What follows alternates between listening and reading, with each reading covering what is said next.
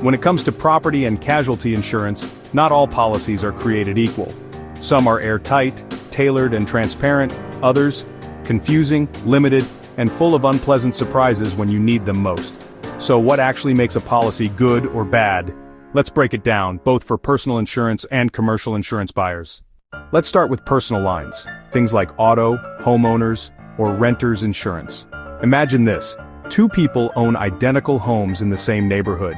One has a policy that includes replacement cost coverage for their dwelling and personal belongings. The other has actual cash value coverage. A fire breaks out. The replacement cost policy pays to rebuild the home and replace damaged belongings with new items at today's prices. The actual cash value policy subtracts depreciation, meaning that 10-year-old couch, worth next to nothing in the claim. Same home, same risk, very different outcomes.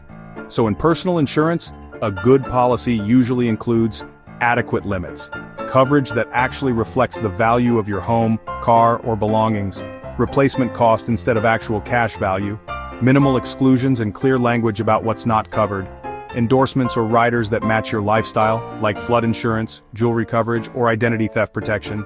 On the other hand, a bad policy may be priced cheap, but underinsure your assets, exclude common risks like water backup or roof wear and tear, bury limitations deep in the fine print, leave you holding the bag during a claim because of unclear or ambiguous language. Now let's move to commercial lines. This is where things get more complex. Let's say you're a small manufacturer. A good commercial property policy doesn't just cover your building and equipment, it also includes business interruption coverage, extra expense coverage, and maybe equipment breakdown coverage.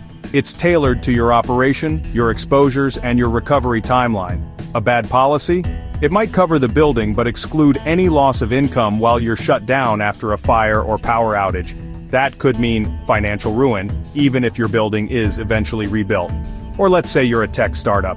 A well-designed cyber liability policy would cover data breaches, ransomware events, regulatory fines, and even third-party lawsuits.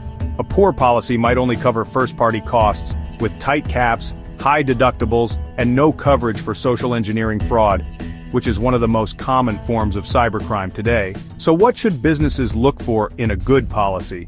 Custom underwriting based on your industry and exposures. Clear, tailored limits and deductibles, not just boilerplate forms. Coverage that includes emerging risks like cyber, environmental liability, or supply chain interruption.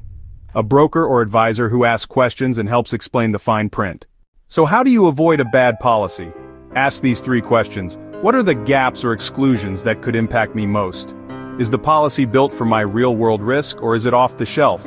What happens in the event of a claim? How easy is the process, and how much will I actually get back?